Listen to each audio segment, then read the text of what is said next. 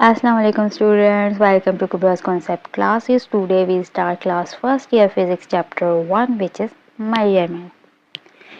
और आज का हमारा टॉपिक है डायमेंशन। डायमेंशन को समझने के लिए सबसे पहले हमारे पास आ जाती है इसकी डेफिनेशन, जो कि है denotes the qualitative nature of physical quantities. अब इस बात को, इस डेफिनेशन को समझने के लिए हमारे पास एग्जांपल है, जैसे कि हमारे पास लेंथ है, हाइट है, विड्थ है, डिस्टेंस है और रेडियस। इन सबको मेजर करने के लिए हमारे पास आ जाता है मीटर। क्यों? क्योंकि they having same nature of physical quantities, so इनकी डायमेंशन भी सेम होगी। यानी कि अब हमारे पास लेंथ, हमने एग्जांपल लिया है मीटर, तो हमारे पास इनकी इन सारों की डायमेंशन, चाहे हमारे पास हाइट आ जाए, विड्थ आ जाए, डिस्टेंस आ जाए, रेडियस आ जाए, इन सब को हम इस तरह डायमेंशन में लिखेंगे। और इस डायमेंशन को रिप्रेजेंट करने के लिए हमारे पास कैपिटल लेटर और स्क्वायर ब्रैकेट आ जाती हैं। ठीक है, तो हमारे पास हमने ये डेफिनेशन समझ ली। अब हम आगे चलते हैं। अब हमारे पास ये जो अब यहाँ आपको टेबल दिख रहा है, ये हमारे पास बेस क्वांटिटीज हैं। तो हमारे पास मास को रिप्रेजेंट करने के लिए डायमेंशन हमारे पास ब्रैकेट में कैपिटल एम आ गया। लेंथ को रिप्रेजेंट करने के लिए हमारे पास स्क्वायर ब्रैकेट के कैपिटल एल आ गया। इसी तरह टाइम को रिप्रेजेंट करने के लिए हमारे पास कैपिटल टी आ गया। ठीक है, वैसे तो हम टाइम का सेकंड लिखते हैं, इसको हम केजी में लिखते हैं और इसको हम मीटर में लिखते हैं, तो लेकिन हम डायमेंशन में कभी भी ये नहीं लिखते। हम capital M, capital R, capital T आ जाता है। इलेक्ट्रिक करंट के लिए हमारे पास स्क्वायर ब्रैकेट में कैपिटल आई आ जाता है। टेम्परेचर में हमारे पास ये आ जाता है। इंटेंसिटी ऑफ लाइट में हमारे पास जूल। अमाउंट ऑफ सब्सटेंस में हमारा कैपिटल एल आ जाता है, एन आ जाता है। ठीक है, ये हमारे पास होगी base quantities, base units basically. ठीक है, ये आप याद रखिएगा हमेशा। अब आगे हमारे पास आ जाती है डायमेंशन की टाइप्स। हमारे पास एक डायमेंशनल वेरिएबल होते हैं, डायमेंशनल कांस्टेंट होते हैं। सबसे पहले हम डायमेंशनल वेरिएबल पढ़ते हैं। इसमें हमारे पास आते हैं physical quantities whose magnitude always vary. Vary मतलब जो हमेशा चेंज हो। और इनके पास यूनिट्स भी होते हैं, जैसे हमारे पास वेट आ गया, हाइट आ गया, टाइम ही आ गया। यानी कि अब एग्जांपल है कि वेट अब अगर किसी का 54 है तो किसी का कुछ अरसे बाद 59 हो सकता है, 40 हो सकता है, यानी कि वेट चेंज हो जाए। मतलब कोई वैल्यू चेंज हो रही है। हाइट भी अक्सर लोगों की चेंज होती है। टाइम हमारे पास हमेशा चेंज होता है, कभी 1 बजता है, 2 बजते हैं। ये हमारे पास वेरिएबल्स की एग्जांपल आ गई। अब हमारे पास आता है डायमेंशनल कांस्टेंट। अब इस कांस्टेंट से ही हमें पता चल रहा है कि हमारे पास ऐसी फिजिकल क्वांटिटीज जिनकी मैग्नीट्यूड कांस्टेंट रहे, सेम रहे और इनके पास यूनिट्स होता है।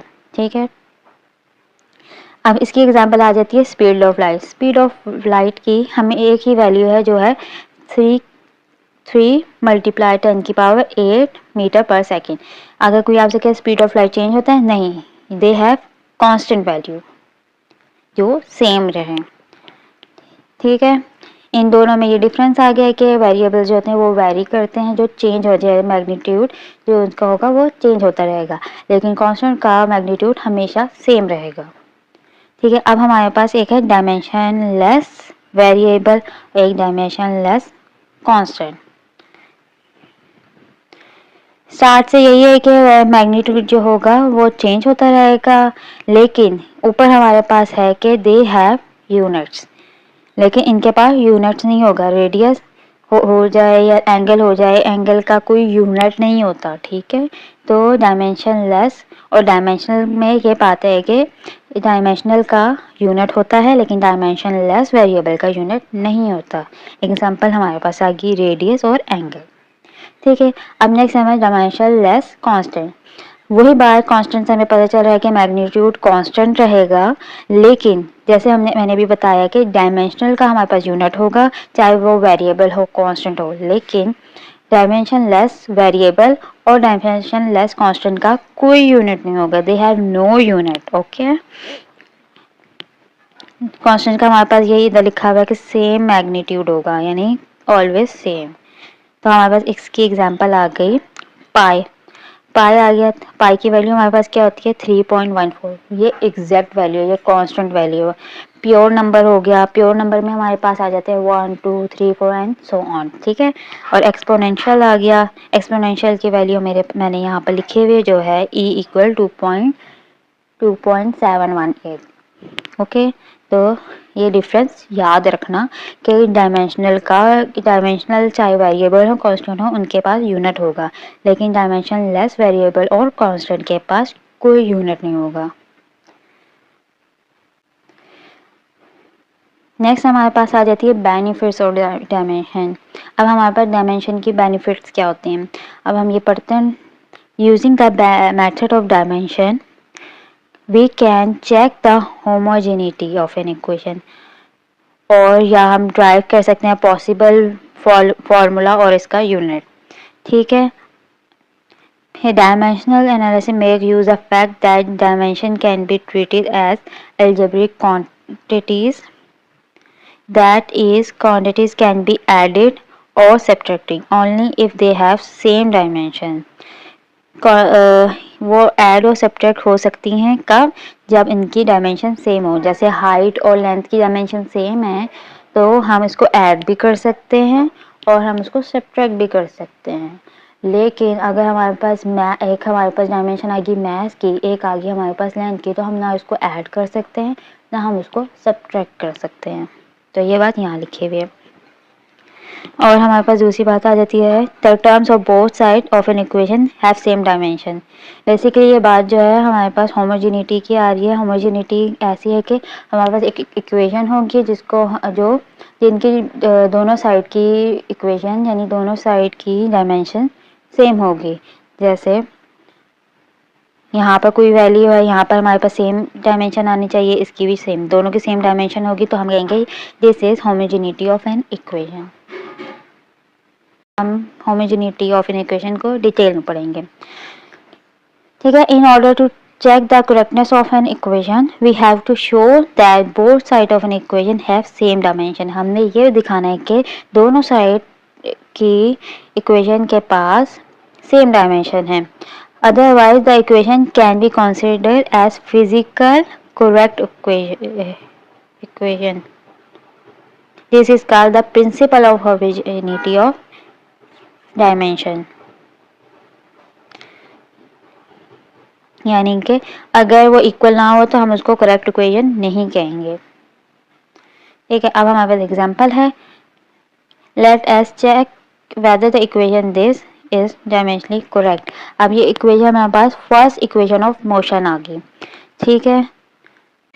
अब हमारे पास v जो है वो हमारे पास आ गई फाइनल स्पीड, फाइनल वेलोसिटी, ठीक है। और u हमारे पास इनिशियल वेलोसिटी आ गई।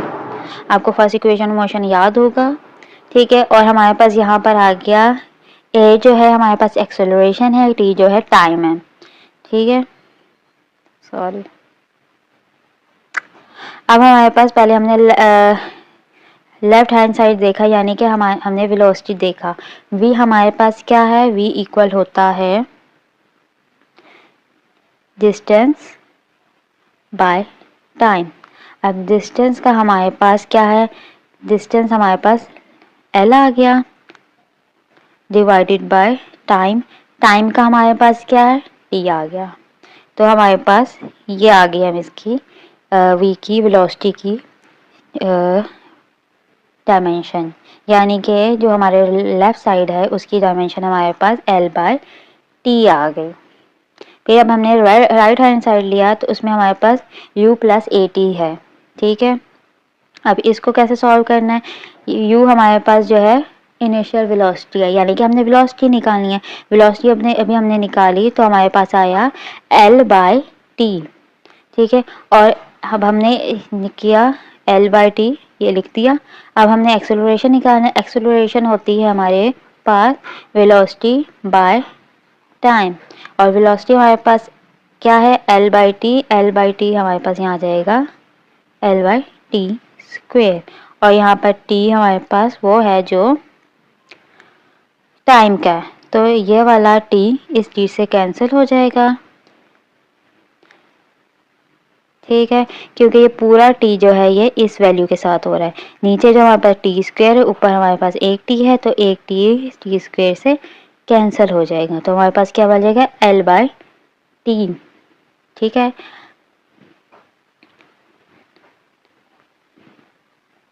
ठीक है, अब हमने हमारे पास वेलोसिटी की भी ये वैल्यू आ गई, ये हम दोनों ने ऐड की तो हमारे पास 2L/T आ गया।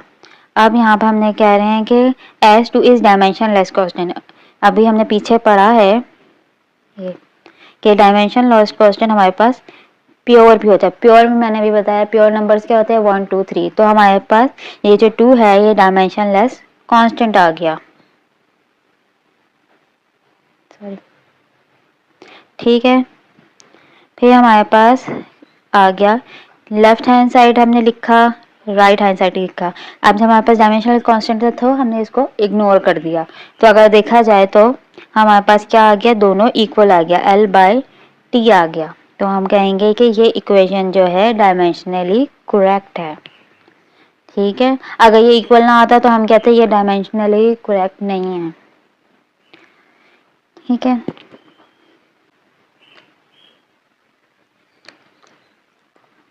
अगला बेनिफिट हमारे पास है to drive a possible formula. Driving a relation for a physical quantities depend on a correct guessing of various factor on which the physically quantity depend. Let us derive the formula for wavelength. अब हम wavelength के लिए formula drive करेंगे, यानी कि हम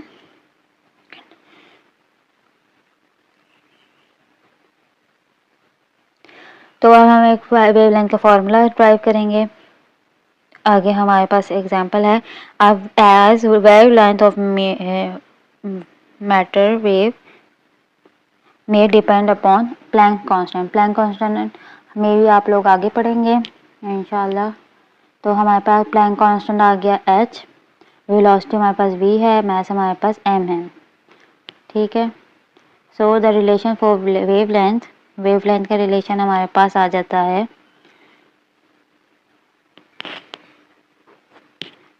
ये हमारे पास रिलेशन आ गया, वेव लेंथ डायरेक्टली प्रोपोर्शन होती है प्लैंक कांस्टेंट के, मास के और वेलोसिटी के। अब हमारे पास हमने बेसिकली ये इनके ऊपर जो पावर है हमने ये कैलकुलेट करनी है, ठीक है। हमने जब कांस्टेंट हटाया, प्रोपोर्शनलिटी हटाई, तो हमारे पास कांस्टेंट आ गया, ये हमारे पास इक्वेशन 1 है। हमने जैसे मैंने भी बताया कि हमने पावर फाइंड करनी है, तो हमने ए यानी ए बी सी को फाइंड करना है। तो अब हमने डायमेंशंस लगाई इन सब की, मतलब वेवलेंथ की। वेवलेंथ से के नाम से पता चल रहा है कि इसका लेंथ होगा डायमेंशन, ठीक है। आगे हमारे पास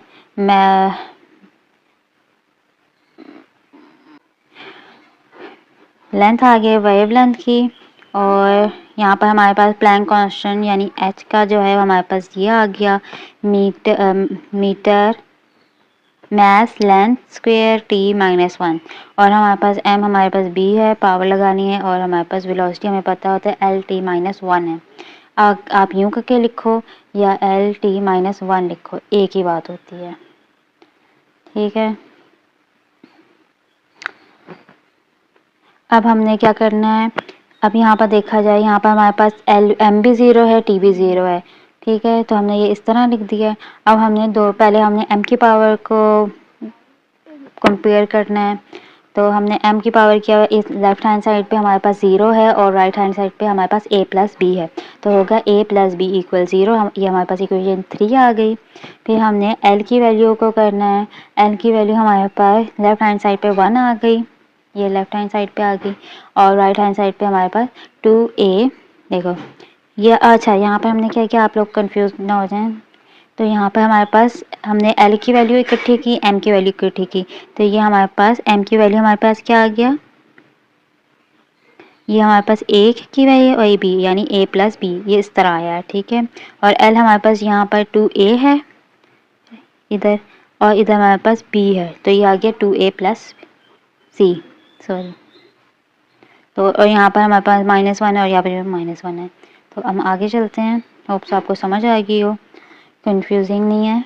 तो अब हमारे पास ये आ गया, टी की हमने वैल्यू फाइंड की और इसके बाद अब हम इक्वेशन 3 और 4 5 को हम सॉल्व करेंगे। हम यहाँ पर क्या करेंगे, हम पहले इस वाली वैल्यू को उठाएंगे, हम ए की वैल्यू निकालेंगे, इसमें पुट कर देंगे, फिर जब हमारे पास ए की वैल्यू आएगी तो हम इधर पुट कर देंगे ए में, तो हमारे पास बी की वैल्यू आ जाएगी। ठीक है, हमारे पास ए बी सी की वैल्यू आ गई। ठीक है, अब हमारे पास सबसे पहले इक्वेशन हमारे पास ये थी, हम सारी ए बी सी सारी वैल्यूज हम इसमें डाल देंगे, तो हमारे पास क्या आ जाएगा, लेमडा इक्वल, हमारे पास h के ऊपर a था, हमारे पास 1 आ गया, m के ऊपर -1 क्यों आया, क्योंकि हमारे पास b की वैल्यू और v के ऊपर हमारे पास ये आ गया। तो हमारे पास वेव लेंथ की या तो हम इस तरह लिखें या हम इस तरह लिख लें, यानी कि हमने इन फार्मूला से हमने एक फार्मूला ड्राइव कर लिया, यानी हमने वेव लेंथ को ड्राइव कर लिया, ये हमारे पास वेव लेंथ का फार्मूला आ गया। ठीक है, नेक्स्ट हमारे पास लिमिटेशन ऑफ डायमेंशन, जिस तरह हमारे पास बेनिफिट्स होते हैं उसी तरह हमारे पास लिमिटेशन डिसएडवांटेज भी होती है। ठीक है, सबसे पहले हमारे पास आ जाता है कि dimensional does not between the physical और हैविंग सेम डायमेंशन, यानी कि हमारे पास सेम डायमेंशन जिसको होगा हमें फ़र्क ही नहीं पता चलेगा कि वो क्या चीज़ है। जैसे हमारे पास एनर्जी है, एनर्जी और वर्क और एनर्जी का हमारे पास यूनिट क्या होता है, जाउल, दोनों का यूनिट जाउल है, तो हमें पता ही नहीं चलेगा कि हम एनर्जी की बात करें या वर्क की बात करें, या हम इसको सॉल्व ही नहीं कर पाएंगे क्योंकि दोनों की सेम डायमेंशन है, तो ये हमारे पास एक डिसएडवांटेज है।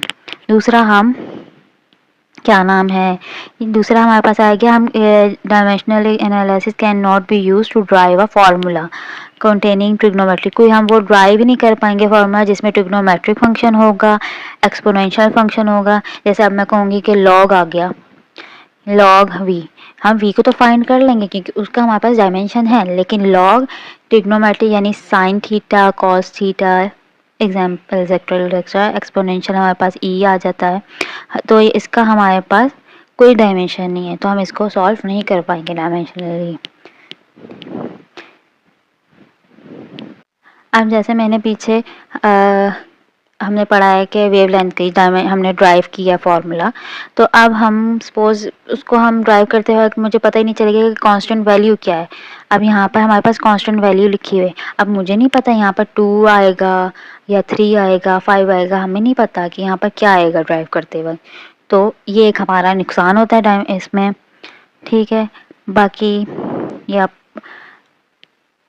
चौथा हमारे पास आ जाता है, dimensional analysis does not always prove that our relation is physically correct although relation is dimensionally correct. Physically correct है, अब हमें नहीं पता कि फिजिकली करेक्ट है कि नहीं है, लेकिन डायमेंशनली करेक्ट है। ठीक है, डायमेंशनली रॉन्ग इक्वेशन जो होगा वो हमेशा रॉन्ग होगा। अब हमें नहीं पता अगर डायमेंशनली करेक्ट है तो हमें नहीं पता कि वो फिजिकली करेक्ट है कि नहीं है, लेकिन रॉन्ग है अगर डायमेंशनली तो हमें पता है कि हाँ ये फिजिकली भी रॉन्ग ही होगी। ठीक है, आगे हमारे पास एक एग्जांपल आ गई, एग्जांपल पढ़ते हैं। Drive the formula for the time period of simple pendulum, यानी कि एक हमारे पास ये पेंडुलम है, ये यूँ करके जा रहा है। अब इसमें हमारे पास मैस भी है, ये मैस आ गया, हमारे पास लेंथ ऑफ पेंडुलम, इसकी कितनी लेंथ है, इनके दरमियान एंगल आ जाता है। ठीक है, और एक्सेलरेशन ड्यू टू ग्रेविटी यानी एक्सेलरेशन कह लें। ठीक है, इसको हमने सॉल्व करना है। ठीक है, अब हमें पता है कि time period directly proportion to mass length angle और ग्रेविटी। ठीक है, हमने डायरेक्टली प्रोपोर्शनैलिटी को हटाया तो हमारे पास कांस्टेंट आ गया कोई। ठीक है,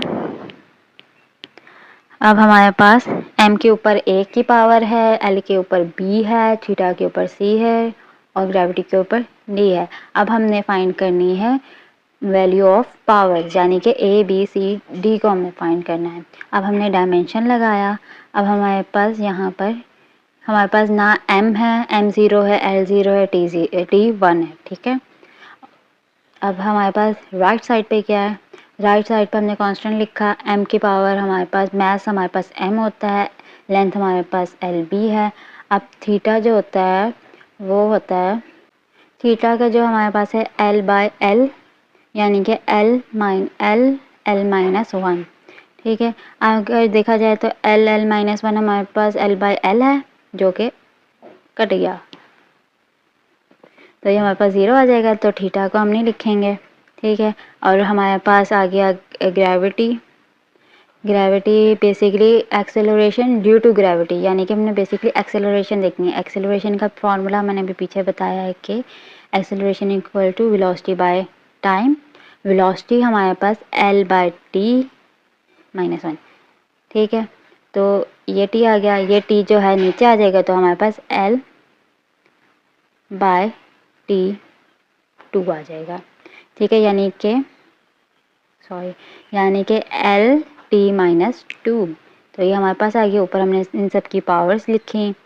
तो अब हमने m वैल्यू को अलग कर दिया। यहाँ पर अगर देखा जाए इधर कोई m नहीं है, ठीक है, लेकिन हमारे पास l देखो, तो l हमारे पास l एक b के साथ आ रहा है, ये वाला तो कैंसिल हो गया और l d आ गया, यानी कि l की पावर क्या होगी b+d, और t हमारे पास क्या आ जाएगा -2t, क्योंकि t भी एक ही है। ये हमारे पास इक्वेशन 1 आ गई। अब हमने वो वैल्यूज़ कंपेयर करनी है। m की वैल्यू कंपेयर करो तो हमारे पास a = 0 आ रहा है, क्योंकि यहाँ पर हमारे पास a है, यहाँ पर इस साइड पे 0 है, तो हमारे पास a की वैल्यू आ गई। फिर हमारे पास हमने फाइंड करना है l की वैल्यू कंपेयर करनी है, तो हमारे पास यहाँ l की b+d आ गई और यहाँ हमारे पास 0 आ गई। ये हमारे पास इक्वेशन 4 आ गई, ठीक है। अब हमने t की वैल्यू निकालनी है, यहाँ हमारे पास 1 है और यहाँ -2d है, तो हमने -2 इधर मल्टीप्लाई हो रहा था, इधर जाके डिवाइड हो गया, तो हमारे पास d की वैल्यू आ गई। अब d की वैल्यू हमने इक्वेशन 4 में पुट कर दी, तो हमारे पास जब हमने इक्वेशन 4 में की तो यहाँ पर b -1/2 आ रहा है। जब यहाँ पर माइनस हो रहा है इक्वल के उस साइड पे हमारे पास प्लस आ जाएगा, तो ये हमारे पास b = 1/2 आ गई। तो हमारे पास a b c d, c की हमने इसलिए नहीं निकाली क्योंकि हमारे पास c का वैल्यू वेरिएबल ही गायब हो गया था, कट गया, ठीक है। अब a b c d इन सारी वैल्यू को हमने इस वाली इक्वेशन में पुट किया, तो हमारे पास क्या आ गया, a की वैल्यू हमारे पास 0 है, यानी m हमारे पास 0 आ गया, l हमारे पास b था यानी 1/2, और g हमारे पास -1/2 आ गया। तो 1/2 का मतलब क्या होता है, √, ठीक है। इसको माइनस है, नीचे जाएगा तो नीचे +1/2 आ गया, तो ये हमारे पास टाइम का फॉर्मूला आ गया, टाइम पीरियड का, सॉरी, ठीक है ना। हमें पता है कि हमने 9th-10th में हमने पढ़ा था कि एक्सपेरिमेंट के थ्रू हमारे पास जो कांस्टेंट की वैल्यू हमारे पास 2π आ गई, तो हमारे पास क्या आ जाएगा t = 2π। अब जैसे मैंने अभी पीछे लिमिटेशन की बात की है कि इसको सॉल्व करते वक्त अब मुझे नहीं पता है कि यहाँ कांस्टेंट क्या है, लेकिन ये एक्सपेरिमेंट के थ्रू मुझे पता चला था कि ये हमारे पास 2π है, ठीक है। कांस्टेंट हमारे पास 2π आ गया, ठीक है। अब हमारे पास नेक्स्ट आ गई असाइनमेंट 1.2। अब हमारा पास आई है क्वेश्चन है, which of the following relationship is dimensionally consistent with the expression building a value of for acceleration. अब इस इक्वेशन में x जो है हमारे पास डिस्टेंस आ गया, t जो है टाइम है, और v हमारे पास वेलोसिटी है। अब हमने बताना है इनमें से कौन सा एक्सेलरेशन के लिए करेक्ट है। अब इस क्वेश्चन में हमने क्या करना है, हमने बेसिकली एक्सेलरेशन बताना है कि इन option A B C D में कौन सी है। तो अब हमारे पास पहला आ रहा है v = t², इसको यहाँ नहीं, ठीक है। अब हमें v पता है कि हमारे पास L/t-1 होता है, ये t-2, तो अगर सॉरी +2 है, ये नीचे आएगा तो हमारे पास t आ जाएगा, तो ये हमारे पास एक्सेलरेशन की वैल्यू नहीं आ रही, तो हमारे पास ऑप्शन A भी नहीं है। फिर हमारे पास आ गया L/t-1, और x हमारे पास क्या होता है, डिस्टेंस है, डिस्टेंस मतलब L², तो ये भी नहीं है क्योंकि ये हमारे पास t-2 1L आ जाएगा। ठीक है, ये भी नहीं है, बी भी नहीं है। फिर हमारे पास आ जाता है v² / t। v हमारे पास आ जाएगा, हमारे पास होता है L² t - 2 और नीचे हमारे पास t, यानी कि L² नीचे ये आएगा तो ये क्यूब हो जाएगा। तो ये भी नहीं है, यानी A B C नहीं है हमारे पास। अब हमारे पास लास्ट ऑप्शन है D, वो हमारे पास v² आ गया। v² हमारे पास t - 2 और x हमारे पास L है, ये L से कैंसिल, तो हमारे पास L t - 2 जो कि हमारे पास क्या होती है, एक्सेलरेशन। ठीक है, तो हमारे पास क्या आंसर आ गया, A भी नहीं है, B भी नहीं है, C भी नहीं है, हमारे पास ये आ गया। तो इसका करेक्ट आंसर हमारे पास v² / x आ गया। ठीक है, आज के लिए हमारा टॉपिक बस इतना ही। होप सो आप लोगों को समझ आया हो। अगर कोई क्यूरीज वगैरह हो तो let me know in comment section. Thank you.